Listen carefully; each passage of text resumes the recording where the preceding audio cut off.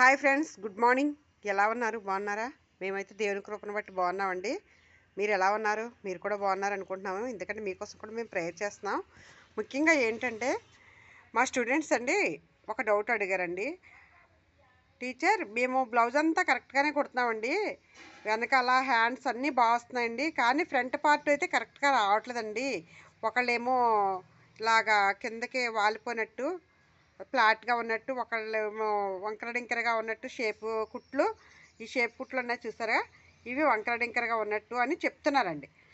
ఇప్పుడు ఆ డౌట్ నేను ఇప్పుడు క్లియర్ చేస్తున్నాను. చూడండి, మనము ఇవి కుట్టినప్పుడు చూడండి, ఈ కుట్టికి ఈ కుట్టికి ఒక అంగుళం గ్యాప్ ఉండాలండి. అలాగే సేమ్ ఈ కుట్టికి ఒక అంగుళం గ్యాప్, మళ్ళీ ఇటు ఇటు కూడా అంగుళం గ్యాప్ ఉండాలండి. అంగుళం గ్యాప్ ఎప్పుడైతే ఉందో అప్పుడు 3 కుట్లు కలిసినప్పటికీ ఒక్కొక్క అంగుళం డిస్టెన్స్లో ఉన్నది కదండి, సమానంగా షేప్ కరెక్ట్గా నిలబడుతుందండి. అర్థమైందండి? అప్పుడు కరెక్ట్గా నిలబడుతుంది. దాంట్లో ఇంకా మీకు ఏం డౌట్ ఉండవసరం లేదు.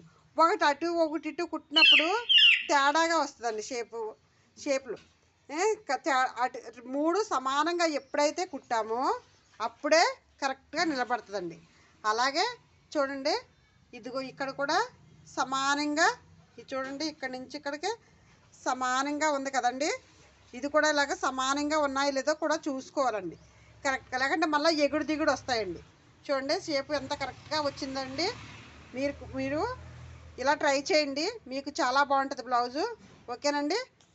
సరే, ఈ వీడియో మీకు నచ్చినట్లయితే లైక్ చేయండి, షేర్ చేయండి, కామెంట్ రూపంలో తెలియజేయండి, సబ్స్క్రైబ్ చేయండి. Okay, bye bye.